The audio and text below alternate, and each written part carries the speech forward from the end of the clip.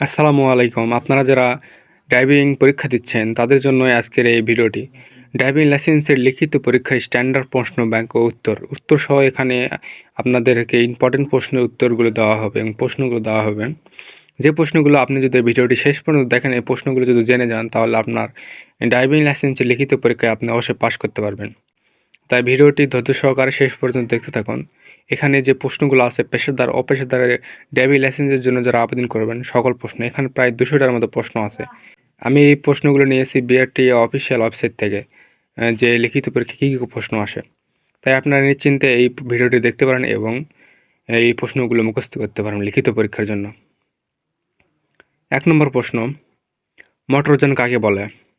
উত্তর, মোটরযান আইনে মোটরযান অর্থ কোনো যন্ত্রচালিত যান যার চালিকা শক্তি বাহিরে বা ভিতরের কোনো উৎস হতে সরবরাহ হয়ে থাকে। 2 নম্বর প্রশ্ন, গাড়ি চালনাকালে কী কী কাগজপত্র গাড়ির সঙ্গে রাখতে হয়? এই প্রশ্নগুলো কিন্তু খুবই ইম্পর্টেন্ট প্রশ্ন, যেটা সরাসরি নেওয়া হয়েছে বিআরটি অফিসের ওয়েবসাইট থেকে। তাই ভিডিও সবাই চেষ্টা করুন শেষ পর্যন্ত দেখতে, কারণ এই প্রশ্নগুলো অবশ্যই আসবে।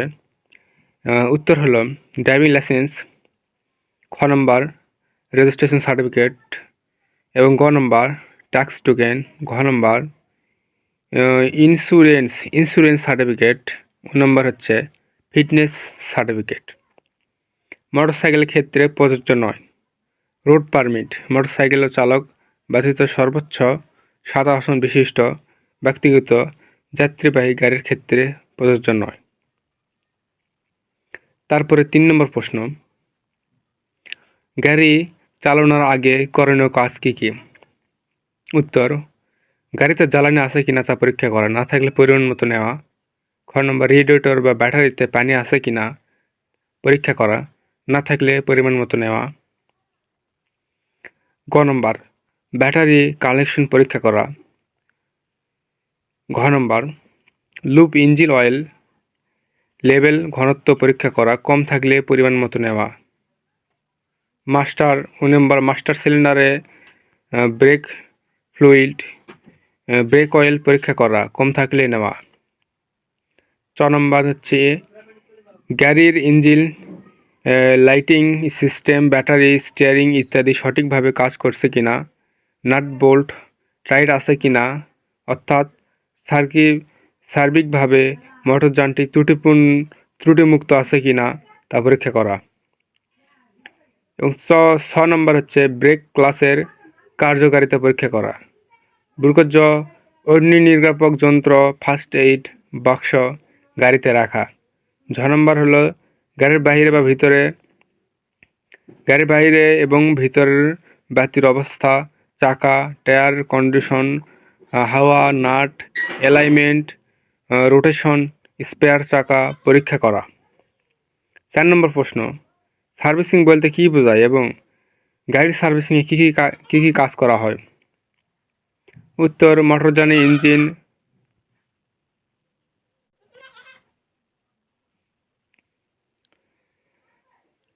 সার্ভিসিং বলতে কী বোঝায় এবং গাড়ির সার্ভিসিংয়ে কী কী কাজ করা হয়? উত্তর, মোটরযানে ইঞ্জিন বিভিন্ন যন্ত্রাংশের কার্যক্ষমতা দীর্ঘস্থায়ী করার জন্য নির্দিষ্ট সময় পর পর যে কাজগুলো করা হয় তাকে সার্ভিসিং বলে। গাড়ি সার্ভিসিংয়ের করণীয় কাজ: ইঞ্জিনের পুরাতন লুপ অয়েল বা মোবিল ফেলে দিয়ে নতুন লুপ অয়েল দেওয়া। নতুন লুপ অয়েল দেওয়ার আগে ফ্লাশিং অয়েল দ্বারা ফ্লাশ করা। খ নম্বর ইঞ্জিন বা রেডিয়েটরের পানি ড্রেন আউট করে ডিটারজেন্ট ও ফ্লাশিং গান দিয়ে পরিষ্কার করা, অতঃপর পরিষ্কার পানি দিয়ে পূর্ণ করা। গ নম্বর ভারী মোটরযানের ক্ষেত্রে বিভিন্ন গ্রিসিং পয়েন্টে গ্রিস গান দিয়ে নতুন গ্রিস দেওয়া। ঘ নম্বর হচ্ছে গাড়ির স্পেয়ার হুইল সহ প্রতিটি চাকাতে পরিমাণ মতো হাওয়া দেওয়া। এবং ওই নম্বর লুপ অয়েল বা Mobil fuel filter air cleaner পরিবর্তন করা। 5 নম্বর প্রশ্ন হলো রাস্তায় গাড়ির কাগজপত্র কে চেক করতে পারে? কোন ক্ষমতাপ্রাপ্ত ব্যক্তিগণকে গাড়ির কাগজ দেখাতে বাধ্য? উত্তর হলো সার্জেন্ট বা সাব ইন্সপেক্টর, নিচের নয় এমন পুলিশ কর্মকর্তা। মোটরযান পরিদর্শক সহ বিআরটিএ কর্মকর্তা এবং মোবাইল কোর্টের কর্মকর্তা। 6 নম্বর প্রশ্ন হলো মোটরসাইকেলে হেলমেট পরিধান ও আরোহী বহন সম্পর্কে আইন কি? উত্তর, মোটরসাইকেলে চালক ব্যতীত একজন আরোহী বহন করা যাবে এবং উভয়কে হেলমেট পরিধান করতে হবে। মোটরযান অধ্যাদেশ 1983 এর ধারা 100। 7 নম্বর, সড়ক দুর্ঘটনার প্রধান কারণ কি কি? উত্তর, অত্যাধিক আত্মবিশ্বাস। খ নম্বর হচ্ছে মাত্র অতিরিক্ত গতিতে গাড়ি চালানো। গ নম্বর হচ্ছে অনুমোদিত ওভারটেকিং, অনুমোদিত ওভারটেকিং। ঘ নম্বর হলো অতিরিক্ত যাত্রী ও মালামাল বহন। 8 নম্বর প্রশ্ন, গাড়ি দুর্ঘটনায় পতিত হলে চালকের করণীয় কি? উত্তর, এটা কিন্তু খুবই ইম্পর্টেন্ট প্রশ্ন, প্রায় দেখে আসে। আহত ব্যক্তির চিকিৎসা নিশ্চিত করা, প্রয়োজনীয় নিকটস্থ হাসপাতালে স্থানান্তর করা এবং 24 ঘন্টার মধ্যে নিকটবর্তী থানায় দুর্ঘটনার বিষয়ে রিপোর্ট করা। তারপর 9 নম্বর প্রশ্ন, আইন অনুযায়ী গাড়ির সর্বোচ্চ গতিসীমা কত? হালকা মোটরযান বা মোটরসাইকেল ক্ষেত্রে ঘন্টায় সর্বোচ্চ 70 মাইল, হালকা মোটরযান বা মোটরসাইকেলের ক্ষেত্রে। মাঝারি ভারী যাত্রীবাহী মোটরযানের ক্ষেত্রে ঘন্টায় সর্বোচ্চ 35 কিলোমিটার, 35 মাইল এবং মাঝারি ভারী মালবাহী মোটরযানের ক্ষেত্রে ঘন্টায় সর্বোচ্চ 30 মাইল। প্রশ্ন, মোটর ড্রাইভিং লাইসেন্স কি? উত্তর, সর্বসাধারণে বাস ব্যবহার্য স্থানে মোটরযান চালানোর জন্য লাইসেন্সকৃত কর্তৃপক্ষ ইস্যুকৃত বৈধ দলিলই মোটর ড্রাইভিং লাইসেন্স। অপেশাদার ড্রাইভিং লাইসেন্স কাকে বলে? যে লাইসেন্স দিয়ে একজন চালক কারো বেতনভোগী কর্মচারী না হয়ে মোটরসাইকেল, হালকা মোটরযান, অন্যান্য মোটরযান পরিবহন যান ব্যতীত চালাতে পারে তাকে অপেশাদার ড্রাইভিং লাইসেন্স বলে।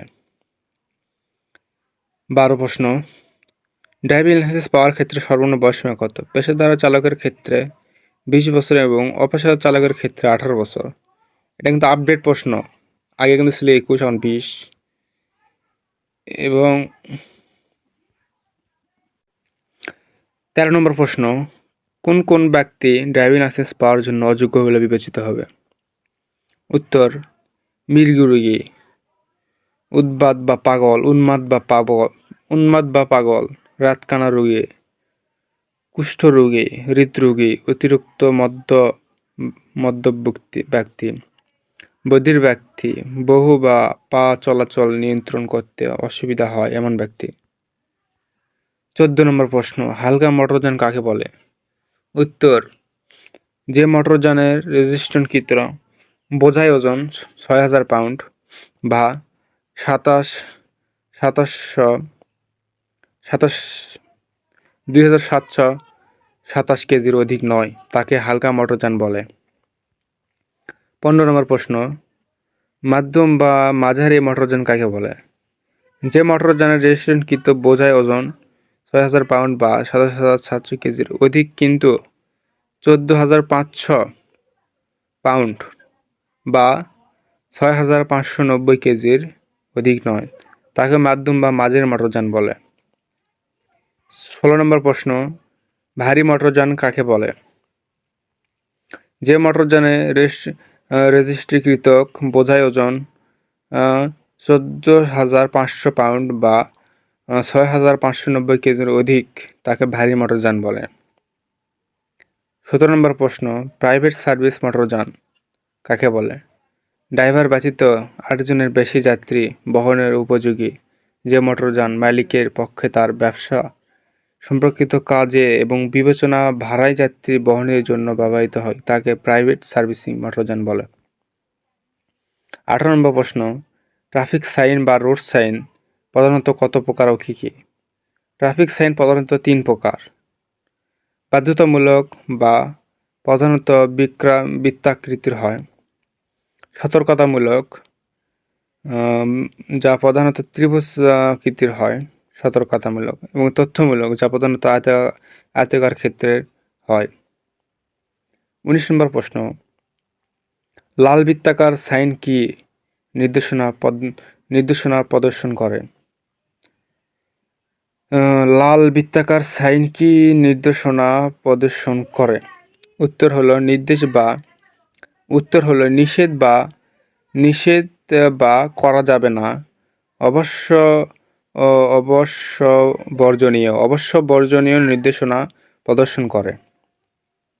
20 নম্বর প্রশ্ন, নীল বৃত্তাকার সাইন কি নির্দেশনা প্রদর্শন করে?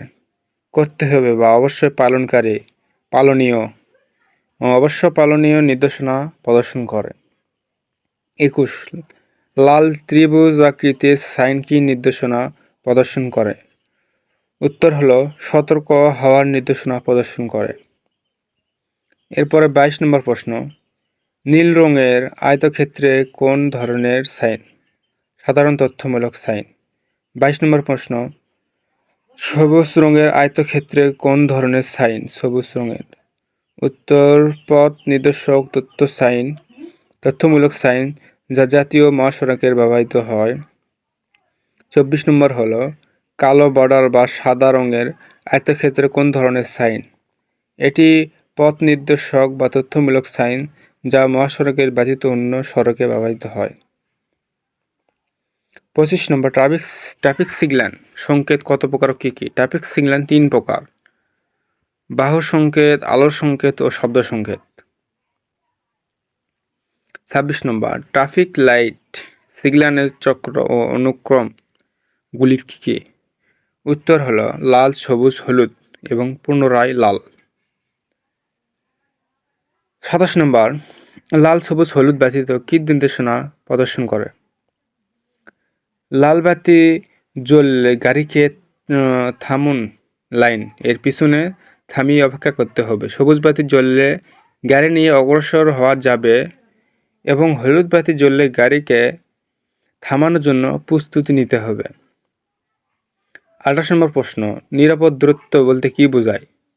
সামনের গাড়ির সাথে সংঘর্ষ এড়াতে পিছনের গাড়িকে নিরাপদ থামানোর জন্য যে দূরত্ব বজায় রেখে গাড়ি চালাতে হয় তাকেই নিরাপদ পরিমাণ দূরত্ব বলে। প্রশ্ন 29, পাকা ও ভালো রাস্তায় 50 কিলোমিটার গতিতে গাড়ি চললে নিরাপদ দূরত্ব কত হবে? উত্তর 25 মিটার। 30 নম্বর প্রশ্ন, পাকা ও ভালো রাস্তায় 50 মাইল গতিতে গাড়ি চললে নিরাপদ দূরত্ব কত হবে?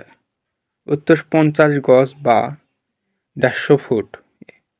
31, লাল বৃত্তে 50 কিলোমিটার লেখা থাকলে কি বোঝায়? লাল বৃত্তে 50 কিলোমিটার থাকলে 50 কিলোমিটার বেশি গতিতে গাড়ি চালানো যাবে না। 32 নম্বর, নীল বৃত্তে ঘন্টায় 50 কিলোমিটার লেখা থাকলে কি বোঝায়? সর্বনিম্ন গতিসীমা 50, অর্থাৎ 50 কিলোমিটারের কম গতিতে গাড়ি চালানো যাবে না। নীল বৃত্তে থাকলে 50-এর কমে গাড়ি চালানো যাবে না। 33 নম্বর, লাল বৃত্তের মধ্যে হর্ন আঁকা থাকলে কি বোঝায়? হর্ন বাজানো নিষেধ। আর এখানে মোট প্রশ্ন আছে আপনাদের, আমি দেখা শেষ পর্যন্ত যাওয়ার পরে এখানে মোট প্রশ্ন আছে অনেক। এখানে ধরেন আপনার পেশাদার ড্রাইভিং লাইসেন্স ক্ষেত্রে অতিরিক্ত প্রশ্ন, এখানে শুধু সাধারণ প্রশ্ন আছে আপনার 97টি এবং পেশাদার ড্রাইভিং লাইসেন্সের ক্ষেত্রে অতিরিক্ত প্রশ্ন ও উত্তর আপনার আছে প্রায়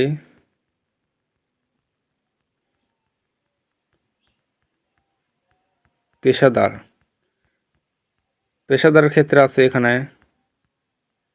পেশাদার ড্রাইভিং লাইসেন্স, অপেশাদার নেই। তার মানে অপেশাদারের প্রশ্নগুলো এখান থেকেই করা হবে, যেহেতু এটা বিআরটি অফিসিয়াল ওয়েবসাইট থেকে ডাউনলোড করা হয়েছে। তার মানে আমি আপনাদেরকে এখানে কয়টা প্রশ্ন দেখাচ্ছি, আমি আপনাদের এখানে প্রায়